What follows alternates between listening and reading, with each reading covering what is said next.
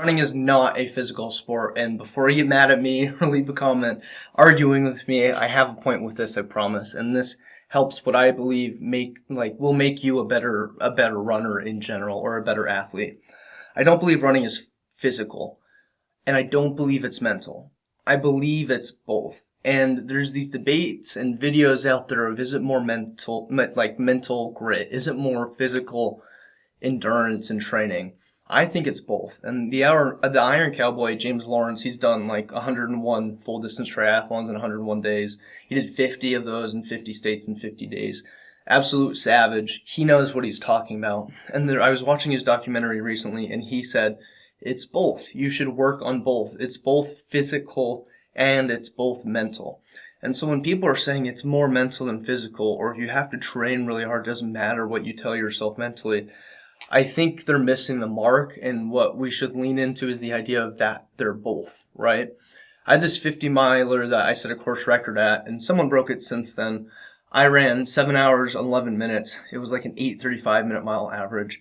I'd shaved like over an hour off of my previous 50 miler time, and I was just completely blown. Like I was shooting for the course record, but I was surprised at how not easy it was because it was a hard day, but just how much things just fell into place and it seemed to work out, and I was able to run all the way until the end. I didn't walk at all, hardly slowed down. I just kept the same pace.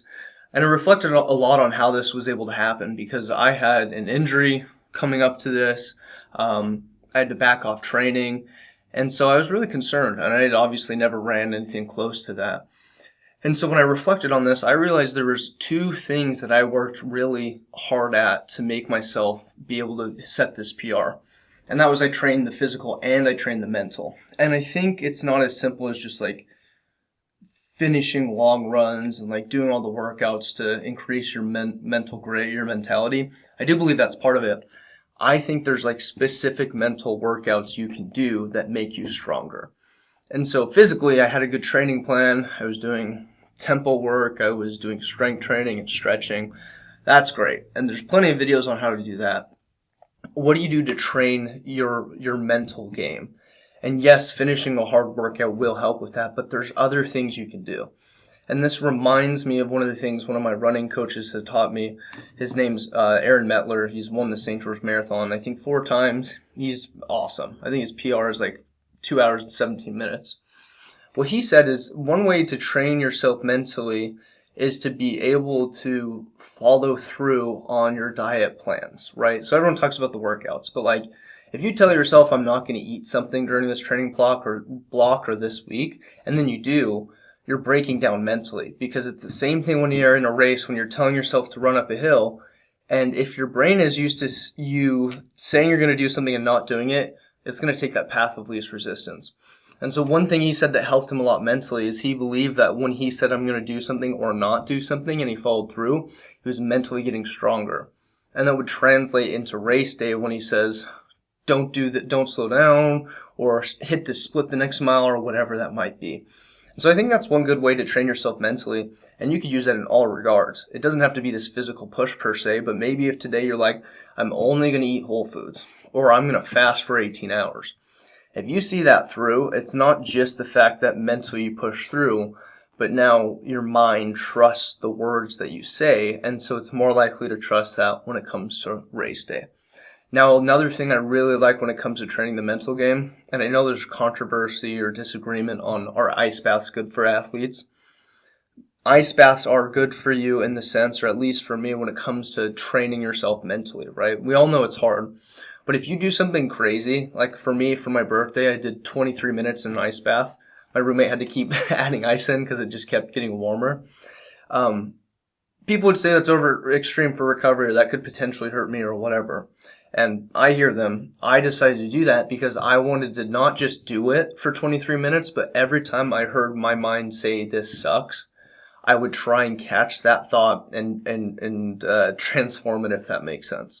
So the last thing I want to talk about when it comes to mental training as an athlete or as a runner is the more of the idea of meditation, of being able to observe the thoughts and either counter them with something or just straight up let them float by and move on to the next.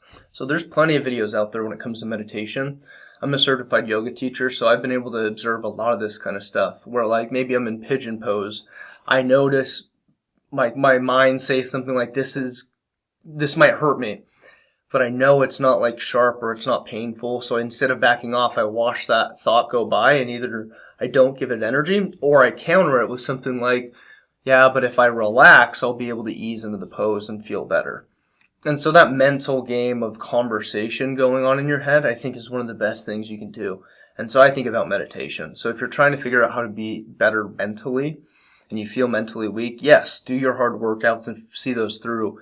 But play with the idea of observing thoughts and being able to move them along or counter them when you see them come up. Because there's got to be times, like maybe thousands of times throughout the day for you, I know this happens for me, where there's these negative things that come up and we give it energy or we don't counter it and argue with it and tell it like, no, that's not the case here. And you reframe it for yourself or you push back in some way. So maybe some gurus would disagree with me in arguing.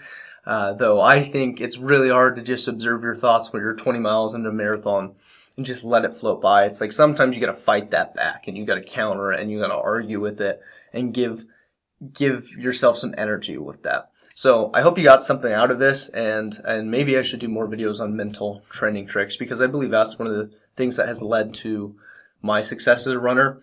Is yes, I work hard physically, but I work hard mentally. And it's not just as simple as completing workouts, but there's these mental games or mental workouts, if you will, that I play with myself, because running is not physical, it's not mental, it's both.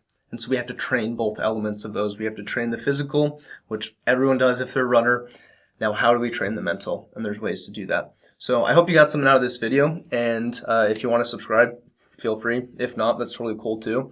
Ultimately, I hope you got something out of this to apply in your life, because what I want to do is be able to help runners enjoy running more or help people get into running more and then stay healthy throughout it and enjoy the process. So if you like that stuff, follow along. If not, I hope I see you in another video sometime soon.